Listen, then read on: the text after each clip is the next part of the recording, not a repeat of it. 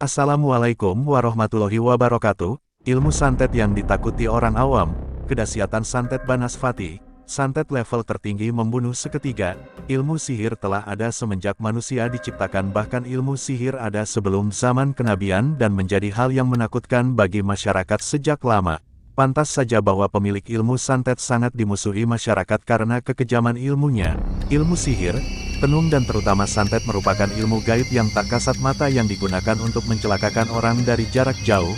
Media santet bisa berbeda ragam, konon ada yang menggunakan foto, boneka, rambut, paku, dupa ayam dan berbagai jenis bunga sebagai syaratnya. Ada satu ilmu santet legendaris yang paling ditakuti masyarakat, yaitu santet Banaspati yang konon katanya merupakan ilmu santet tingkat tinggi.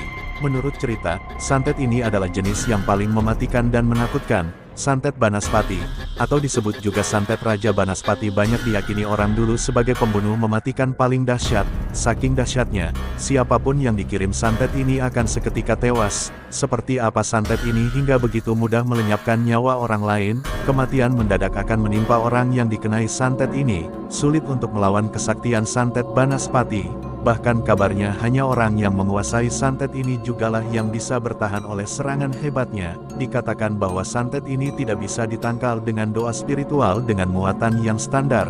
Bahkan katanya, jimat sakti tolak balak pun dengan mudah bisa ditembus oleh keganasan santet Raja Banaspati, telur ayam kampung yang keluar pertama kali dari induknya. Diyakini sebagai media untuk menciptakan santet Banaspati.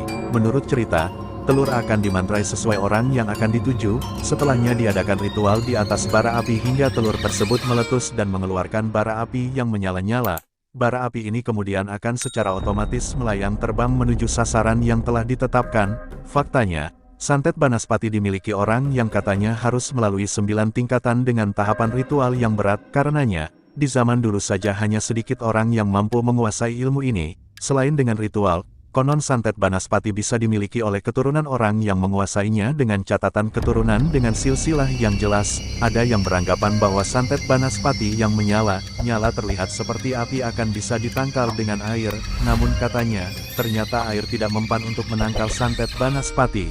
Karena pada hakikat, api yang menyala bukanlah api biasa yang bisa padam oleh air. Benda yang diyakini bisa menangkal santet Banaspati adalah kapur sirih. Kapur sirih sendiri dapat dibuat dengan merendam batu kapur atau gamping di dalam air selama minimal 1 minggu. Itulah santet Banaspati yang konon ditakuti dan keganasannya bisa bikin korbannya mendadak bisa menghilangkan nyawa seseorang. Meski kini eksistensi santet Banaspati hampir tidak terdengar lagi, namun dulunya ilmu ini sempat menggemparkan masyarakat karena menjatuhkan banyak korban. Kalau di lingkungan sekitarmu, apa masih ada rumor tentang keberadaan santet? Demikianlah ulasan mengenai kedahsyatan santet Banaspati, santet level tertinggi yang membunuh korbannya seketika tanpa ampun.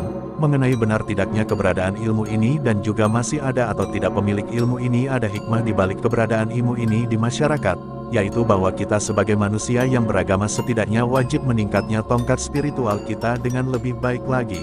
Bagi Anda yang beragama Islam dan sebagai Muslim agar meningkatkan ketakwaannya pada Allah SWT, menjalani ibadah dengan hati dan jiwa yang bersih dengan niat lillahi ta'ala, insya Allah tiada ilmu santet yang bisa mengganggu manusia yang bertakwa.